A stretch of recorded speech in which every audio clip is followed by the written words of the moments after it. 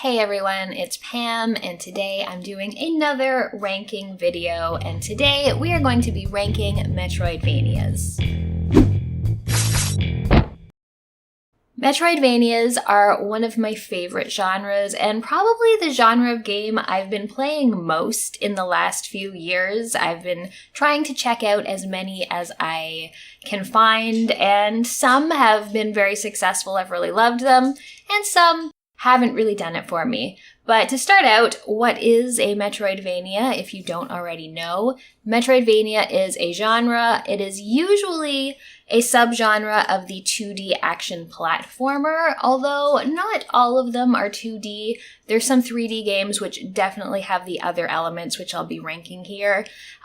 They typically have a large interconnected map with areas gated off by needing new abilities. So as you get new abilities, you can explore new areas of the map, as well as sometimes find secrets and items that you previously did not have access to. A lot of the time, it is very focused on exploration, not just combat and things like that.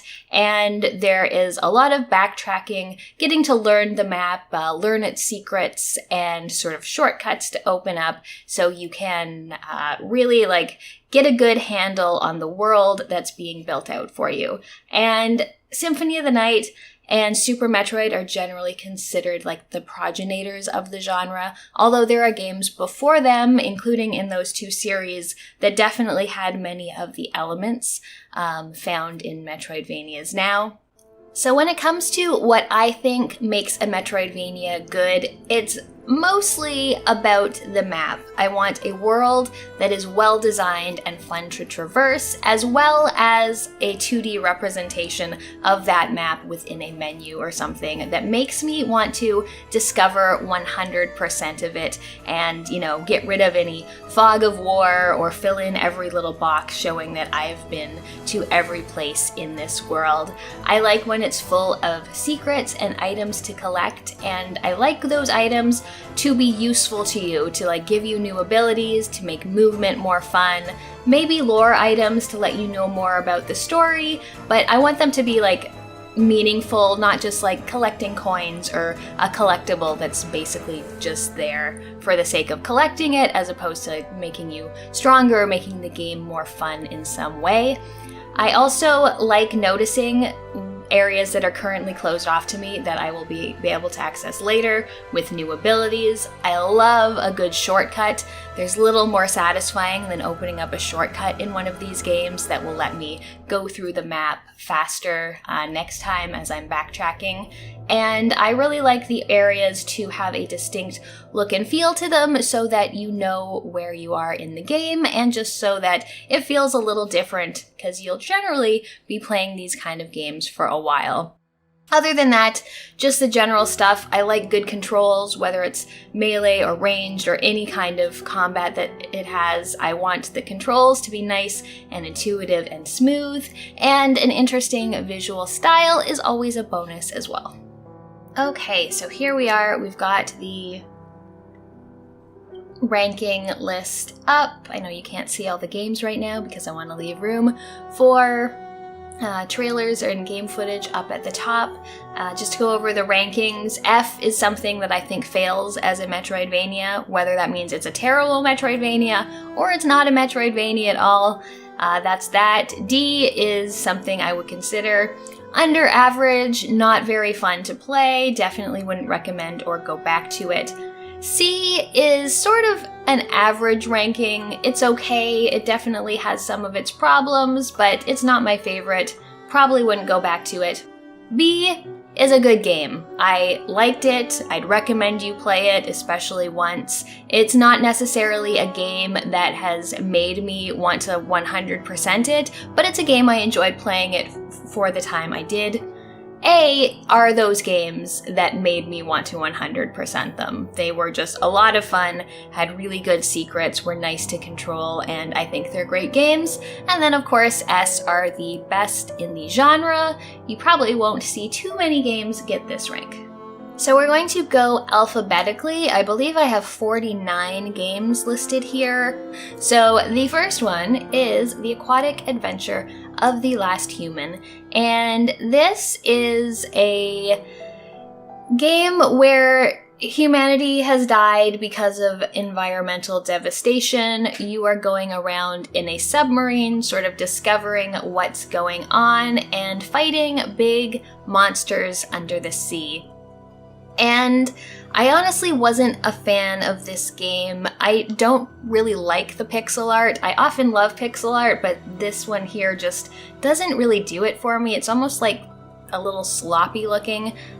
This game is also kind of a boss fight game. While you are traveling around the world and you're getting abilities that open up new areas to you, there's not a whole lot to do when you're not fighting a boss. You're basically just driving around in your submarine, picking up little notes to find out things that have happened in the past, and then you get to a boss fight. And the boss fights are very challenging. There's a lot of one-hit kills, and if not one hit, then like 2 or 3 hit kills. And since you don't really have any ability to practice combat because it's just bosses, I didn't really care for it. So this is definitely not one that I particularly liked, so I'm going to put this in D. So now we have Axiom Verge, which is very much Metroid inspired. A lot of the games you'll notice are either inspired by Castlevania or Metroid, or maybe some combination. This one is definitely more on the Metroid side. It's got a very complex story that honestly I didn't pay much attention to because story isn't something I'm super into in these type of games. It's just, I'd rather not be weighed down by dialogue and things. It's more about the gameplay, definitely in this genre for me. But Axiom Verge is pretty fun. There's a lot of different weapons you can find. There's a ton of secrets in the game. I did have some problems with it. I found it took sort of a long time to go through the map. I also found some of the secrets and things were quite obtuse in how you get to them, but honestly, I think it was a good game. I enjoyed my time through it, and I'm going to give this a B. And then that brings us to the sequel, which just came out last month. I played through it pretty quickly after it came out because I was looking forward to it, but unfortunately, this one was less successful than the first for me. Part of the reason was that the map, like the in-menu map, wasn't very good. It was very highly detailed, but the pixel art is like a low resolution, and it just made it very difficult to read the map at all. I also didn't really feel like I was learning the map. When I'd see something I couldn't access, I didn't have a feeling of what would let me access it, meaning when I got a new ability, I basically just had to do a lap through the whole map to find out what it would let me access now, because it just didn't give me any intuition about what the different abilities would do. So I was a little bit disappointed with this. It's also very light on combat, and what combat there is, you're mostly using a melee weapon, which just isn't all that fun to use. So I'm gonna put Axiom Verge 2 in C. Alright, so now we've got our first 3D game on this list, and it is Batman Arkham Asylum, and this is definitely my favorite of the Batman games, and this is really the only one of them that I feel falls into the Metroidvania category. Even though it is 3D, there is one big interconnected world. You're on an island and you're gaining access to new parts of it based on getting new abilities or movement upgrades. So it definitely feels, probably more than any of the other 3D games here, like a Metroidvania. It sort of like has that feeling to it, and I think this is a fantastic game. I loved learning the layout of the island and the map. The map was decent. I liked finding secrets, and though I said I wasn't that much of a fan of collectibles for collectibles' sake, the Riddler trophies and things like that were very fun puzzles to do throughout the game. So I'm gonna put Arkham Asylum as our first A so far. I think it's great, and I was really sad when the series went away from this and went more into the open world. Alright, now we have Blasphemous, which is an absolutely beautiful game, some of the most intricate and lovely but also gruesome pixel art I've ever seen. And this is one of my favorites. It took me a little bit to get used to the movement and the combat because it's very deliberate as opposed to some of the games that I like where you're a little bit more agile and quick. But just the environment was fantastic. It was one of my favorite maps to explore. I loved every area of the map and how different it looked and how different the enemies you were facing were. The abilities that you get are very interesting. A lot of them sort of impact the world around you more than they impact your character, which I think is an interesting take on things. But I just thought this was a lovely game. I thought the boss fights were absolutely amazing, and I was just really compelled to explore every piece of the map, find every little bit of lore I could find every rosary bead and weapon upgrade, and I just had an absolute blast with this. I really couldn't put it down once I started, so Blasphemous is our first S tier. So next up is Blaster Master, and this is one of the games that came before Super Metroid or Symphony of the Night, but it still definitely has that Metroidvania feel. While you are controlling your tank in the sort of overworld, you are having to go and find new abilities, which then let you backtrack and access other areas of the map. So it's got the sort of core of a Metroidvania. My problem with it is that while I think that part's good, while you're in your tank, I really like that, the other half of the game is you're going as, as a person, as like a sort of overhead action sort of shooter view, and I don't feel like that part of the game is nearly as successful, and it's also not nearly as Metroidvania-like as the rest of it. So I'm going to put Blaster Master. Debating between C. I guess I'll put it in C because it does have that feeling. There's just a lot of the whole sort of other half of the game isn't super appealing to me, so I'll put Blaster Master in C. So next up we have Bloodstained Ritual of the Night. This is sort of a spiritual successor to the Castlevania games, specifically Symphony, and basically all of the Igavania created by Koji Igarashi, who actually was the designer of this game as well. They just couldn't use that Castlevania name because they didn't own it. And while I do find that this game took a bit of a kitchen sink approach by like throwing in just like recipes and quests and farming and making clothing and just like a lot of sort of like RPG-ish elements that I didn't really feel added a whole lot, I found it was fairly easy to ignore the aspects of the game I didn't think added much and focus on what was good, which was the map, which was fantastic, the music was excellent, the abilities were great, and it was just a fun castle to explore with lots of interesting fights and interesting and often amusing enemies that you are facing. This is another one that definitely made me want to 100% it and get every single little square of that map uncovered, so Bloodstained is getting an A. Carry On is a fairly recent game where you get to play the monster rather than the one going through the facility fighting monsters. So it's a pretty cool twist on things that I enjoyed.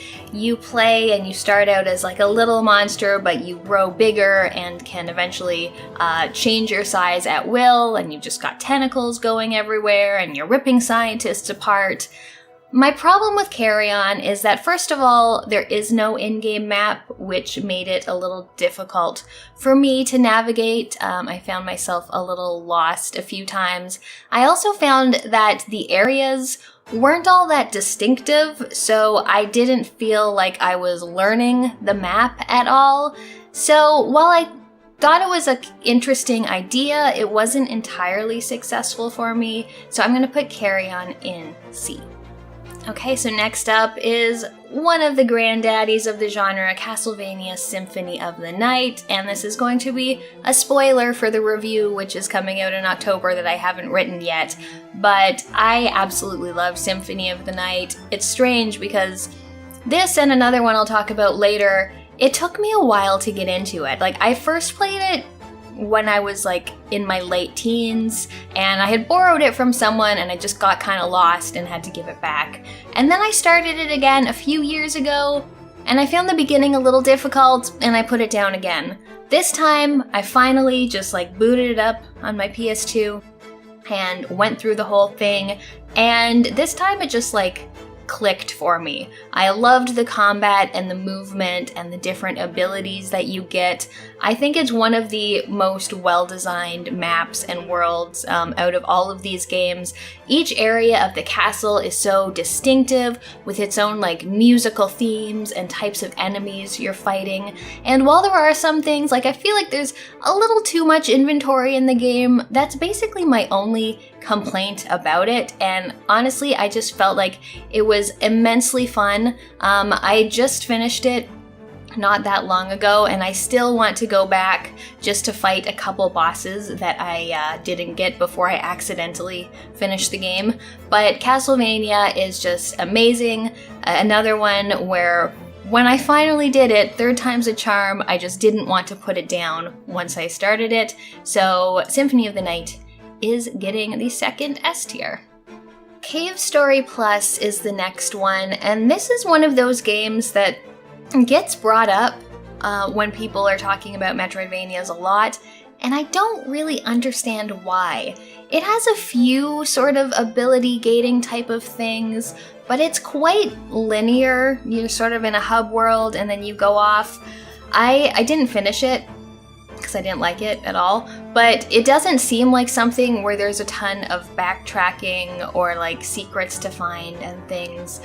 It was very weighed down by the story, which I don't like, as I said, in this kind of genre.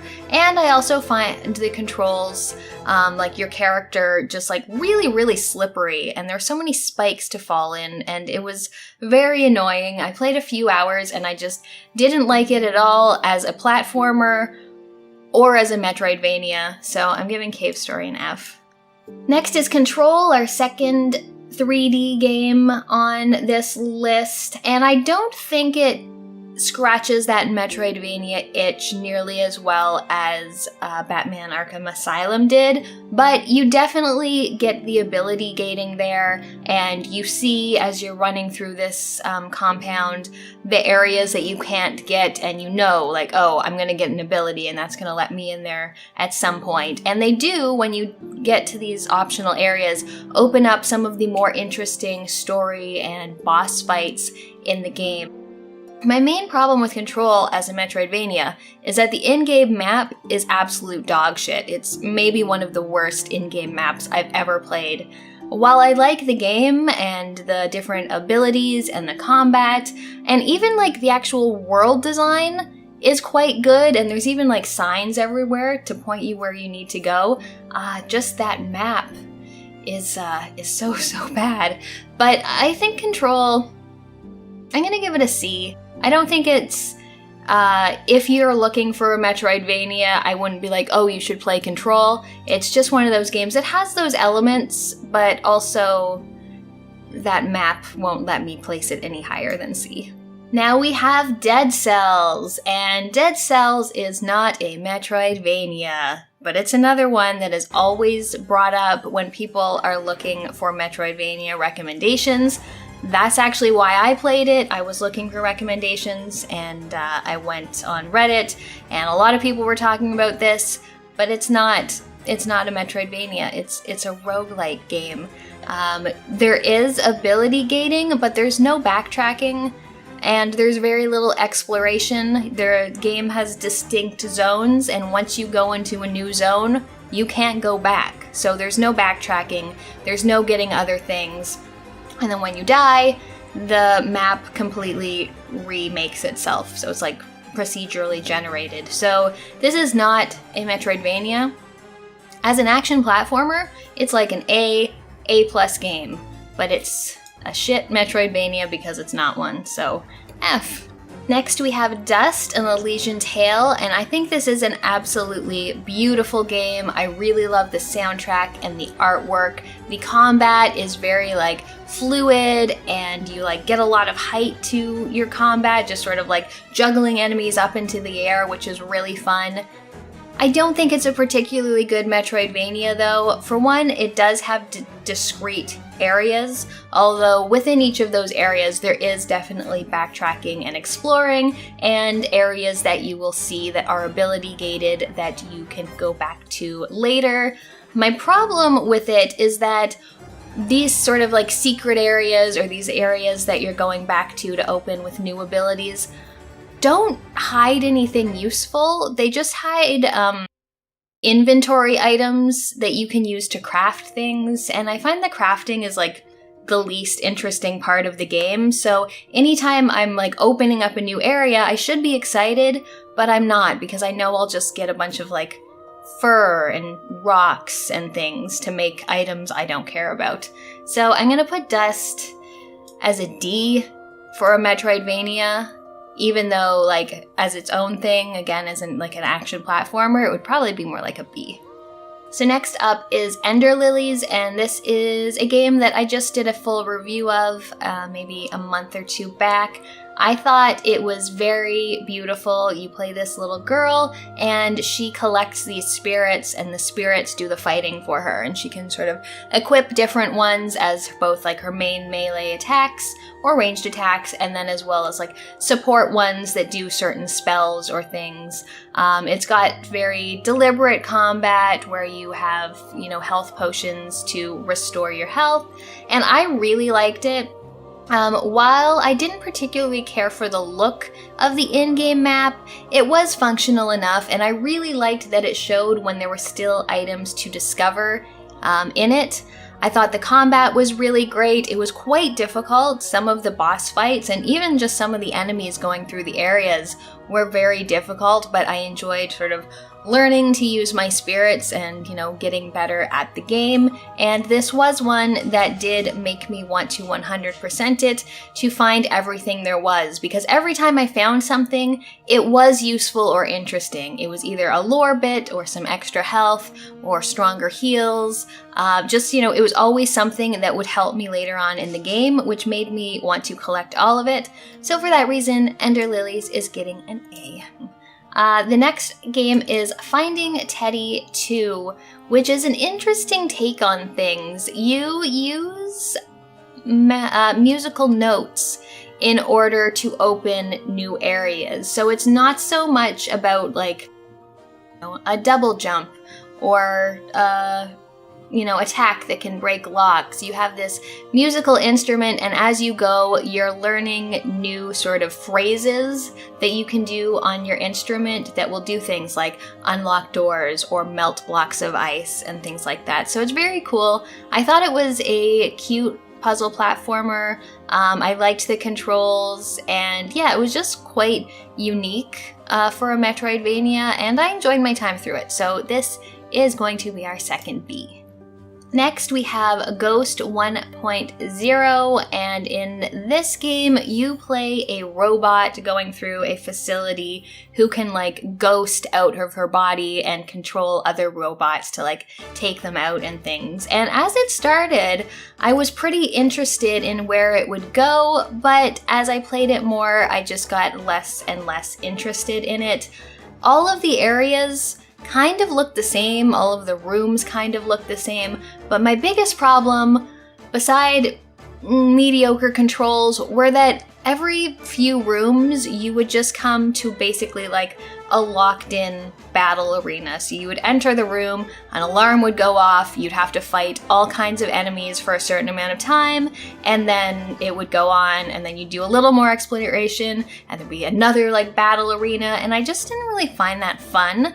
I also didn't like that you seem to lose all of your, whatever your upgrade material is that you're collecting anytime you die without the chance to get it back. So I found like I wasn't getting new abilities or getting stronger as I played, and I just kind of found that annoying. So I'm going to put this one in D. Okay, Guacamelee. For some reason, I always let this game pass me by, and I just started it up maybe a week or so ago, and really liked it. You play a luchador, and you can change time, so you can go from like the past to the present, and you know, between the times the environment has changed, so that's sort of part of puzzling and platforming through the game. The moves are very much based on like wrestling and throwing enemies and things like that. It's fun to explore. It's not my favorite map that I've ever played in a game, but I do really like some of the platforming puzzles. They're getting more and more challenging as it goes on. I haven't finished the game. I've put about 4 hours into it or so, but I really like all the boss fights. I really like just the movement and the combat and everything. I don't find that the secrets are that appealing. You're getting coins, and then you can use those coins to buy upgrades like a piece of a heart or a piece of like stamina to increase those things for you. So they're not the most interesting things in the world, but I do quite like just the atmosphere and the humor of the game and how it controls. So I'm gonna put Guacamelee in B. Okay, so now we have Headlander, and this is a quite amusing game by Double Fine. It has a sort of 70s futuristic aesthetic, and I really liked that. You play a floating head who can connect to various other bodies, and the way you're opening new areas is by connecting to different types of robots who have different access to the space station that you're on. And I found some of the puzzles in this got a little bit challenging, but I liked the overall design of the game and finding the various secrets in it. I liked the combat, which was mostly of the ranged sort, and really liked the boss fights in this game. I feel like this one is a little bit overlooked. I don't hear too many people talk about Headlander, but I think it's a very solid game, so I am giving it a D. Next up is Hollow Knight, which is honestly my favorite of the Metroidvanias. Just like Castlevania Symphony of the Night, it did take me a little bit to really get into the game. It had to grow on me a bit. I started playing it a number of years back, and the fact that you had to go and buy pieces of map before the map would show up was just incredibly stressful to me, and I stopped playing. But then a couple years ago, I started it up again and just like went down a Hollow Knight rabbit hole and just absolutely fell in love with the game. It's got some of the nicest controls of any of these games. I love all of the abilities that you're finding. I love the difficulty of the game and all the secrets, all the shortcuts. Everything is just fantastic. I love that there's characters to meet, but none of them talk too much. They just like add flavor to the game without weighing it down with exposition and dialogue, and it's just amazing. Again, I definitely wanted to 100% at least the map. I still haven't, I don't know, I think you can get like 140% or something in this game, so I haven't quite got there. I haven't done the Path of Pain yet, but I have like fought the Radiants, and I've started the, what are they called? I don't know, there's like a bunch of boss fight rushes that you have to do whose name is escaping me right now. I did all of the trials, and it's just an amazing game. The map is excellent, the controls and the combat are excellent, and Hollow Knight is another S rank. Now we have Iconoclasts, and this is one I wasn't a big fan of. I find it more of a puzzle platformer than a Metroidvania, though it definitely has some ability gating and things. It's a little more on the linear side, and it has a lot of dialogue and story, which I just didn't really care about. I didn't end up finish Iconoclast because I got to this level where there was just multiple elevators going up and down, and it was sort of just a puzzle to get through that level at all, and I just really wasn't enjoying myself. The boss fights, again, they're more puzzles than they are combat challenges, and I just really don't care for this, so Iconoclast is going to be a D. Indivisible is a very interesting one. It sort of mashes up 2D platforming, but then when you get into combat, it's like a action RPG, like sort of turn-based, but more of like an ATB gauge to determine who's going next, and it's very like combo-based combat, and it is ability gated, and the worlds have places to explore and backtrack. My problem with it was that I very rarely knew where I was supposed to be going. The areas are discrete and you're traveling between them, and I rarely had a feeling, kind of like with Axiom Verge 2, of when I got a new ability, where I should be going back to see what that ability would open. I put about 10 hours into this game, and I felt like I should be wrapping it up soon, and then I looked it up and found out that I was nowhere near the end of the game, and I just didn't want to play it anymore. I really enjoyed those 10 hours, but I thought it was overstaying its welcome. So I'm going to put Indivisible as a C, because I think it is a fun game, and it is satisfying to go open up new areas with those new abilities. It just lasts a little too long, and the map is not my favorite. Next is Inmost, which is another game that's sort of on the edge. It's a puzzle platformer type game, but also with a fair amount of action, and you play as 3 different characters going through the world, and 2 of those characters, the game is either more of an action game or more of a puzzle platformer game, but one of the characters has those Metroidvania elements in it. So it's not like using it all the time, you're only using it part of the time. So I thought this was a really good game. Like, I would probably put this in a B, just in its own sort of category, but specifically ranking as a Metroidvania, I'm gonna put it in C. Next up is Journey to the Savage Planet, another 3D one. I feel like this takes a lot from the later 3D Metroid games, although I haven't played those, so maybe I'm just making that up. But this is a funny game. You arrive on this ship, and you're sort of basically taming this planet, finding out all of its secrets, and again, opening up new areas and secrets as you get new abilities.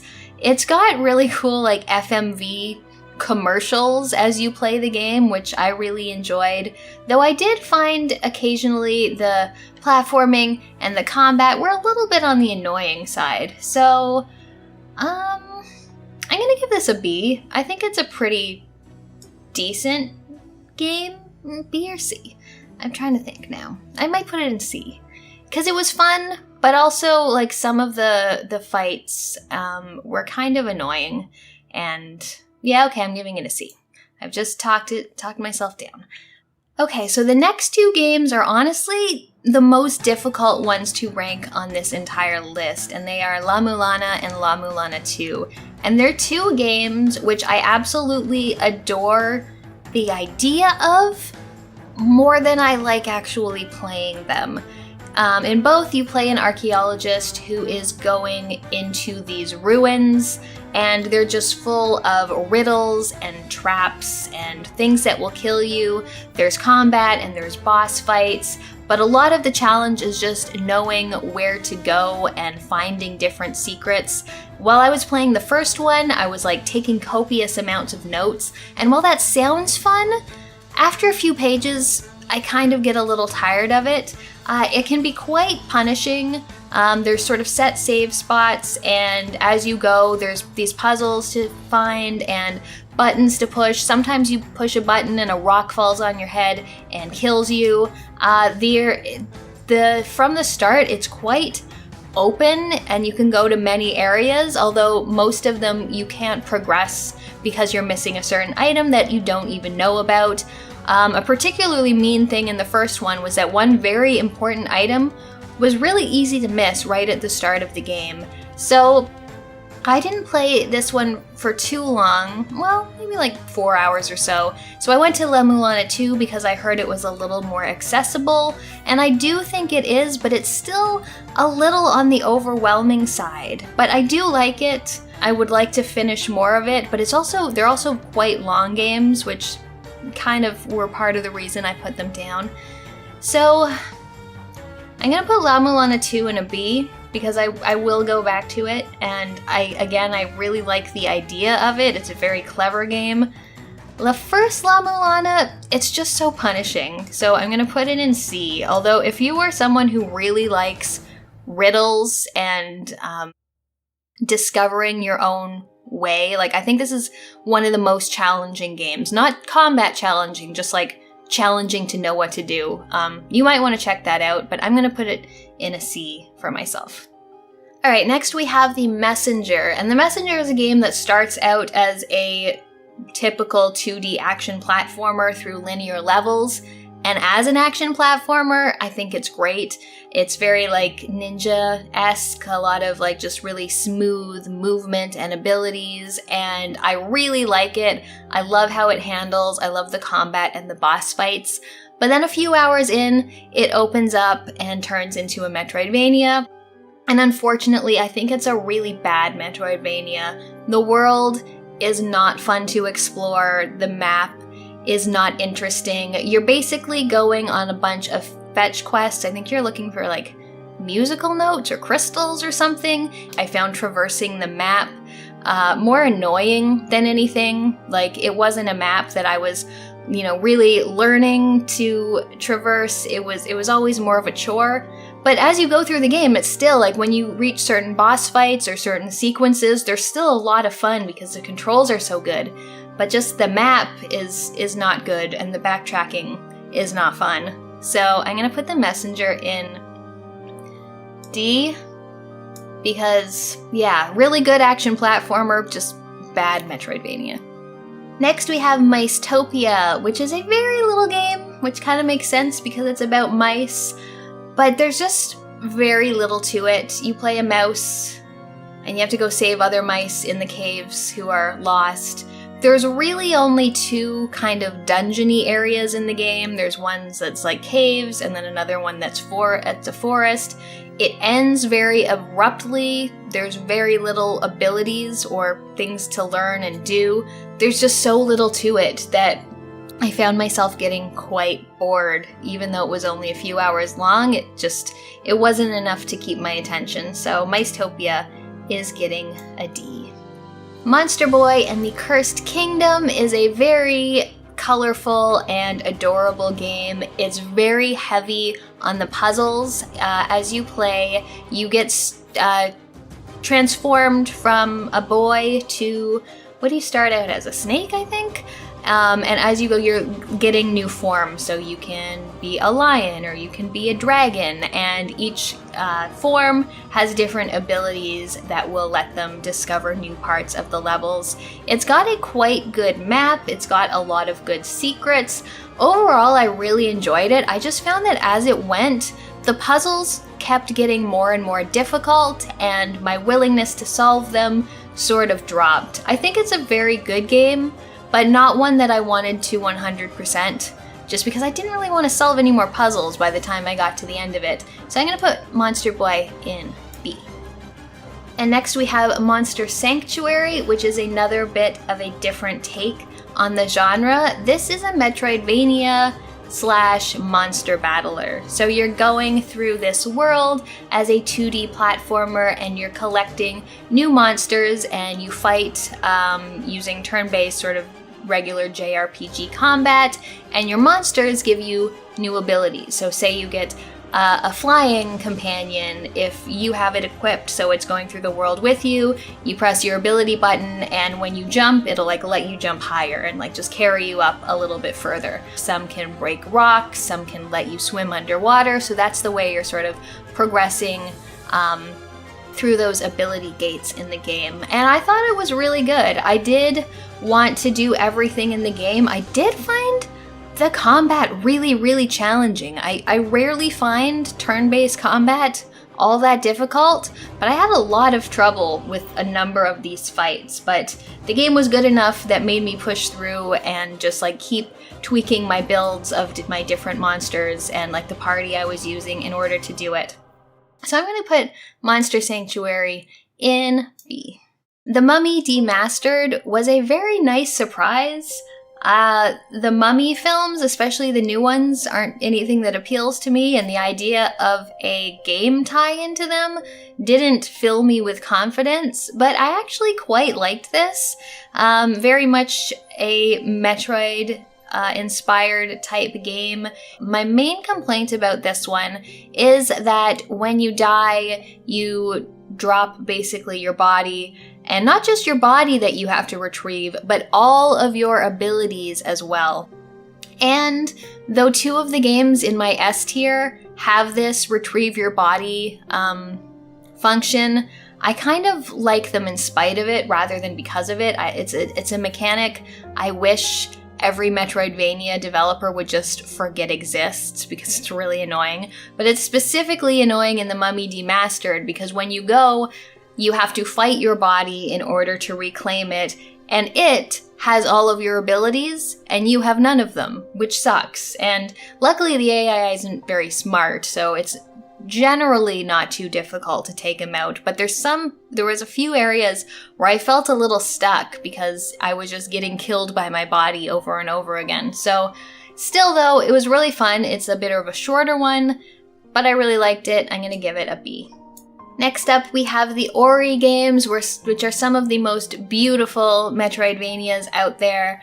The first one is Ori and the Blind Forest, which is just a lovely game, some of the most beautiful art, and it's really fun to play. Ori is always just a joy to control, and the movement is so fluid, and you're sort of like flinging yourself between lanterns, and the chase sequences are really challenging but really excellent. The first one specifically doesn't have the most enjoyable combat of any game I've played, but not bad. My biggest complaint is actually that you have to make your own save points, and if you forget, that can be very, very annoying. But Ori, I really like it. It's beautiful. I'm going to put it in B. And then the second one, Ori and the Will of the Wisps, just as beautiful, great soundtrack, you know, little bits of story that are quite emotional, but nothing that like overtakes the rest of the game. There's a lot more abilities specifically around combat, and it takes the sort of hub area approach and lets you sort of build things up as you go. Ori and the Will of the Wisps is, I think, just like the first one, but better in pretty much every way, so it's going in A.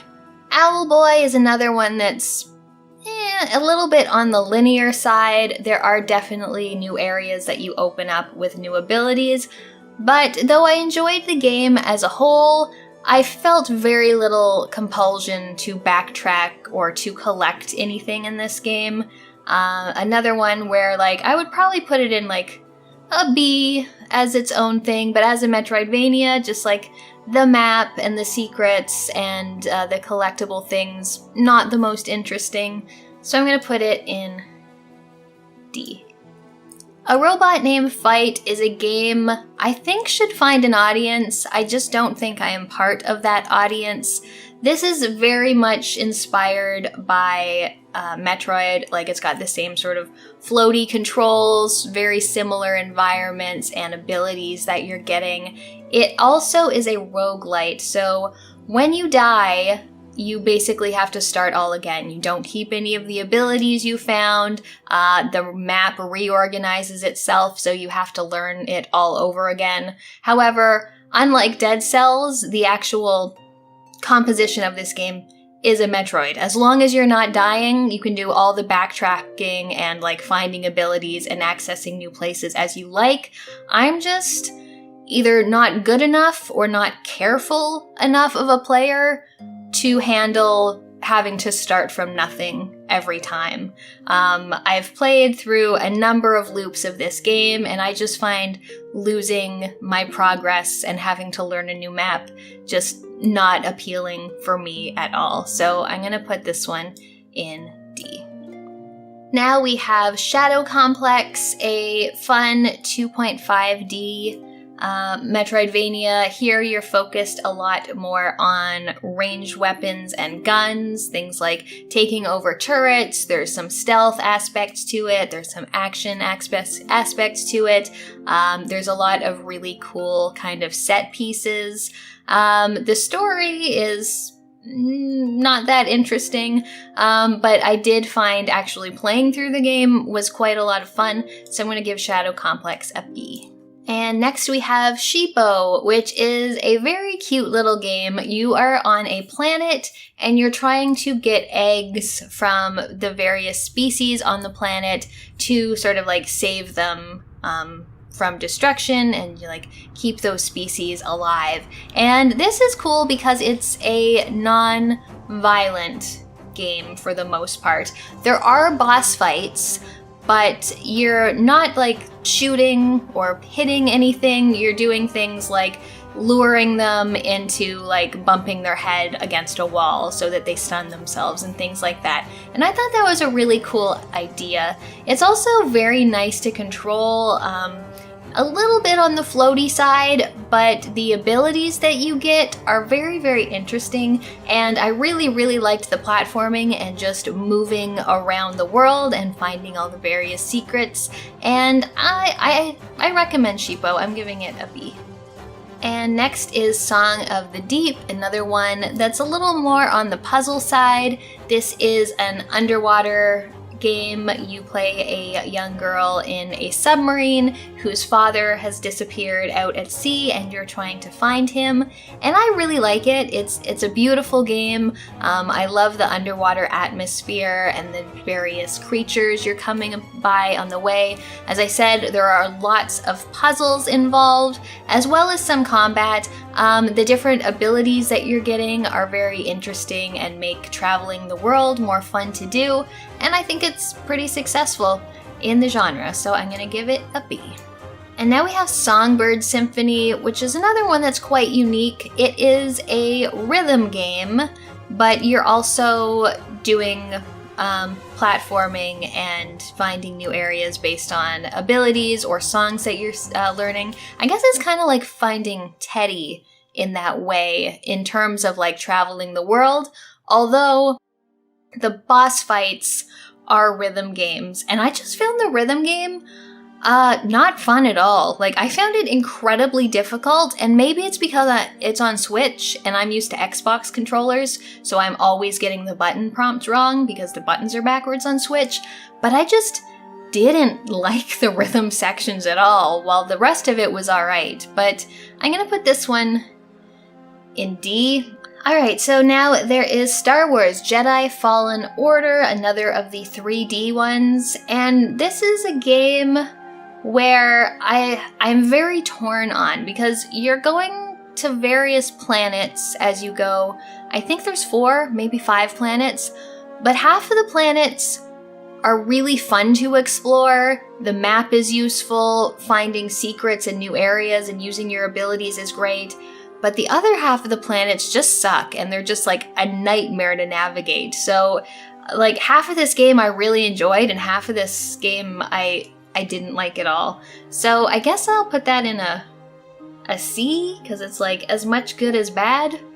So next up we have the SteamWorld Dig games, and I really like the SteamWorld series. You play a series of robots doing robot things. In the first one, you inherit, I think, your uncle's mine, and you're going through this map, but you're sort of digging your way through the map and making your own path, and just going further and further down and opening up new areas. I really like both of these. I think 2 basically takes everything from 1 and improves on it in a lot of ways. So I'm gonna give, I mean, they're kind of both Bs for me, even though 2's definitely the stronger one. But yeah, I'm going to put both of them in B, because I do like them. 2's just like a higher B.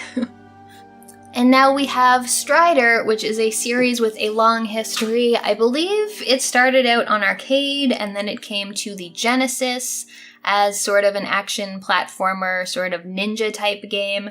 And I quite like this one.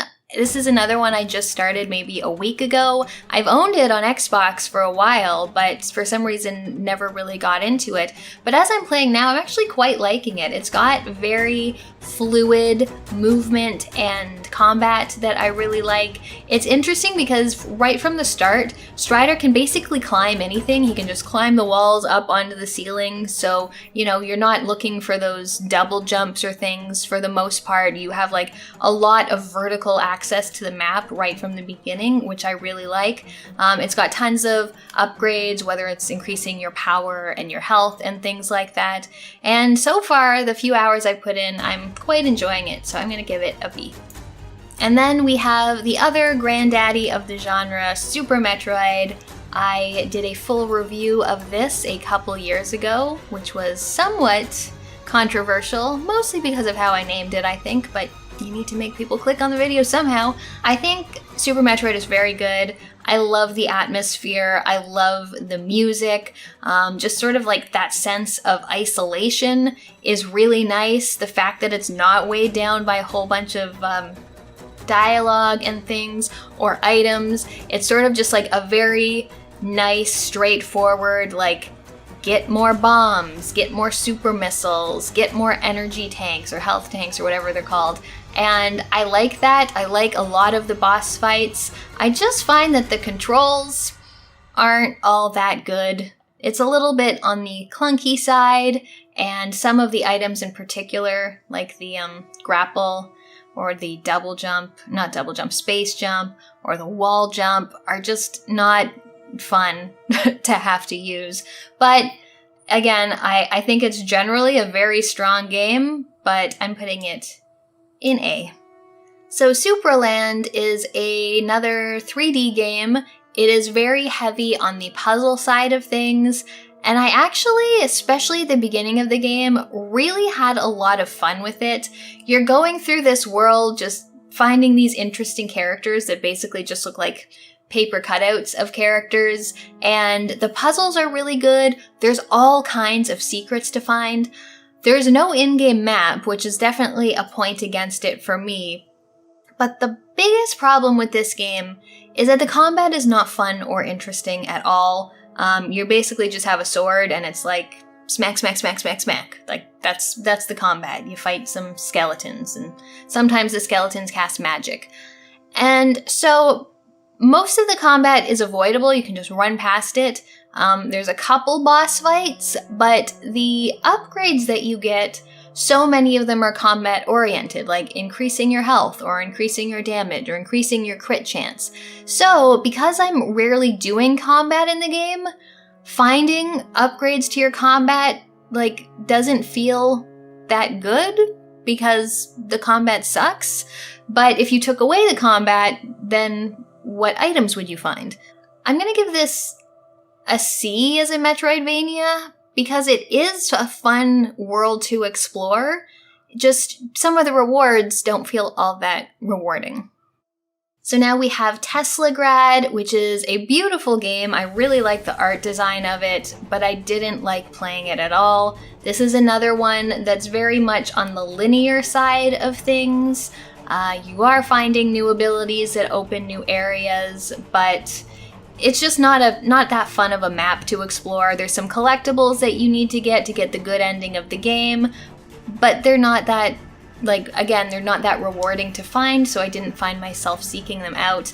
I also found the controls weren't my favorite. The character felt a little slippery, and it's sort of a physics puzzler, so not having the strongest controls for me is a bit of a deal breaker there.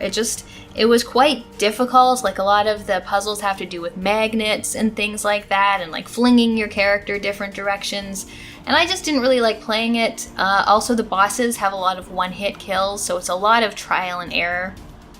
So I'm gonna give Teslagrad a D. Alright, we are getting near the end here. Time Spinner, very much Castlevania inspired. You, as the title sort of suggests, have the ability to control time, so you can do things like freeze enemies in place so you can use them as platforms to get to other areas. I really liked the combat and the exploration and the map in this game. It's on the shorter side and it's on the easier side, but that's fine. I'm good with easy games. I do feel like it is a little weighed down by dialogue, like sometimes the characters just won't shut up, but the actual gameplay, really, really good. I liked it, so I'm gonna give Time Spinner a B. And next is Touhou Luna Nights, and the Touhou series has so many games in it. I think they're mostly shoot-em-ups, but they've also put out this beautiful Metroidvania. You play like a maid, which is weird. It's very anime, but the boss fights in particular in this game are some of my favorite in any game in this genre. Again, you have a time manipulation ability, so you can freeze things. In the boss fights, it's often almost like a bullet hell, like there's so many projectiles on screen, but again, you can freeze time in order to navigate things. And you also have this really cool mechanic, I think it's called the graze mechanic, where if you get really close to an enemy, it like increases the amount at which your mana regenerates, so you can keep doing those things like freezing time or using your special abilities and things. Really fun. I absolutely loved exploring the world, and it had like a little bit of puzzling, but not too much in exploring. But those boss fights were just like some of my favorite things, so I'm gonna give this one an A. And now we have Unepic, which is made by the same people who made Ghost 1.0, and this is RPG-ish, like you're getting all kinds of different weapons and you're sort of like leveling up and getting stronger. I did not like this game at all. First of all, like, its inclusion as a Metroidvania feels a little tenuous to me, but it just has the most cringy, and I hate using that word, like I don't use the word cringy unless I literally want to crawl out of my own skin. It has like, the humor in it is not, it's not funny, it's so bad. There's so many references to pop culture things that just aren't well done at all. Anytime anyone spoke, I was like, please stop, please just stop with the dialogue. And also, everything's tiny. Like, the camera is zoomed out so much that it's really hard to see what's going on. The control scheme isn't that good. It's very cumbersome to like switch between items, and I just did not have any fun at all with this game, so I am putting it in F. And our final game is Wonder Boy in Monster World. I did a review of this a few months back on the channel. This is another one that predates Super Metroid or Symphony of the Night, but definitely has some of the aspects that make it belong to this genre. It combines a little bit of adventuring, like going through towns and talking to people, with some RPG elements of like gear and things, but there are definitely secret areas that you can access as you get new abilities or items to let you explore more of the world. It's not the most interesting world to explore, I find. I did find myself learning the map as I go, but some of the things that you find by using your new abilities and backtracking just aren't the most exciting. They're things like extra uses of the various magic spells that you have. So I don't think the Metroidvania aspects are what make this game good, although it's a pretty good game. So I'm going to put this in, you know what, I'm going to put it in C. I feel like it's kind of on par with Blaster Master. So, oh, now I've pushed the F tier off. Let me fix that and we'll come back and talk about the final ranks. Okay, so this is the final list of all of the 49 Metroidvanias that I've played. The S, I just highly recommend. They're games that make me want to play them over and over again. A are all fantastic, but the B ranks I also would recommend to anyone specifically looking for a Metroidvania, especially if you agree with the things I said at the beginning of the video about what makes a good Metroidvania.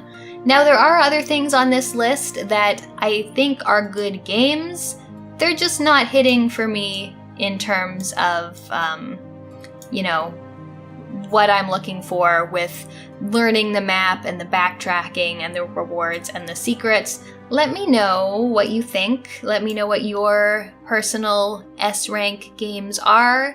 If there's any games you want to recommend to me. I'm particularly looking forward to playing the new Castlevania Advance Collection that just released, because I love those Castlevania-styled games, but I don't like playing handheld, so this is a perfect chance for me to try them out. But again, if there's anything else that you think I should play, let me know. Tell me what your favorites are. Thank you so much for watching.